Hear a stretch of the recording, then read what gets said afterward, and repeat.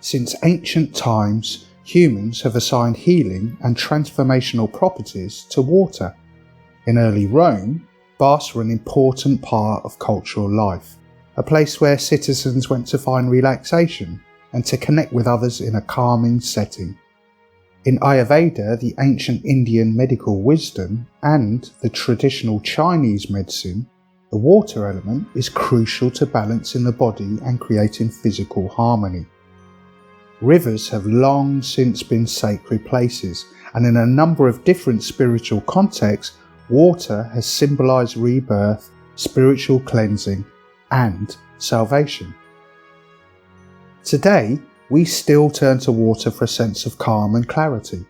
We spend our holidays on the beach or at a lake. We get exercise and enjoyment from water sports like surfing or scuba diving, sailing, swimming. We refresh ourselves with long showers and soothing baths, and often build our lives and homes around being near the water.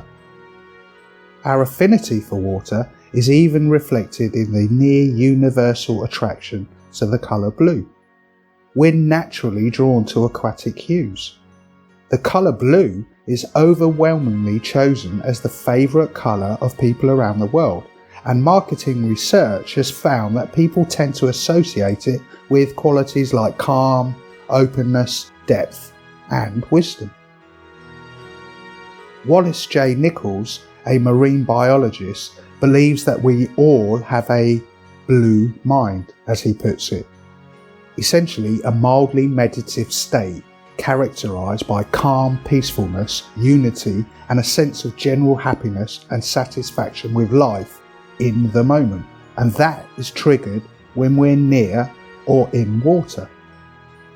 He says, we're beginning to learn that our brains are hardwired to react positively to water, and that being near it can calm and connect us. It can increase innovation and insight, and sometimes even heal what's broken. Nichols goes on to say, we have a blue mind, and it's perfectly tailored to make us happy in all sorts of ways that go way beyond relaxing in the surf, listening to the murmur of a stream, or floating quietly in a pool. There are 5 important benefits of finding your blue mind. Water gives our brains a rest. In our everyday lives, we're constantly bombarded with sensory stimuli, whether from our devices, busy homes and offices, or hectic city streets. Our brains need downtime, but they rarely get enough of it. Being around water gives our brains and our senses a rest from the overstimulation. The sound from around us, from an auditory perspective, is simplified. It's not quiet, but the sound of water is far more simple than the sound of voices, or the sound of music, or the sound of a city. And the visual input is simplified. When you stand at the edge of water and look out to the horizon, it's visually simplified relative to the room that you're sitting in right now, or the city you're walking through, where you're taking in millions of pieces of information every second. When we're near or in or even under the water, we get a cognitive break because there's simply less information coming in. Our brains don't shut down. They keep working, but in a different way. When you have that simplified, quieter blue space, your brain is better at a different set of processes. You see, water can induce a meditative state. Many of us love to sit near the water, an ocean, or in a river and gaze out at the water. Often, we sit for long periods simply observing the gentle movements of the water. Why though? We may not be conscious of it, but the water can induce calm focus and gentle awareness. When we're by the water, our brains are held in a state of mild attentiveness. In this state, the brain is interested and engaged in the water, taking in sensory input, but not distracted or overloaded by it as we might be if we were experiencing the input from a television. Being in a mindful state in which the brain is relaxed but focused benefits the mind and body on a number of different levels. There's a growing body of research, and it's found a myriad of benefits surrounded and associated with mindfulness, including lower stress levels, relief from mild anxiety, improved mental clarity and focus, and better sleep quality. You see, water can inspire us to be more compassionate and connected. While in the restful, contemplative state associated with observing or interacting with water, it's also common to experience feelings of awe. The emotion of awe invokes feelings of a connection to something beyond oneself, a sense of vastness of nature, attempt to make sense of this experience that we call life. You see, that switches you from a me orientation to a we orientation. And there's lots of research that have found that feelings of awe can increase our capacity for connection and empathy. When you experience that feeling of awe, you get that one with the universe type feeling.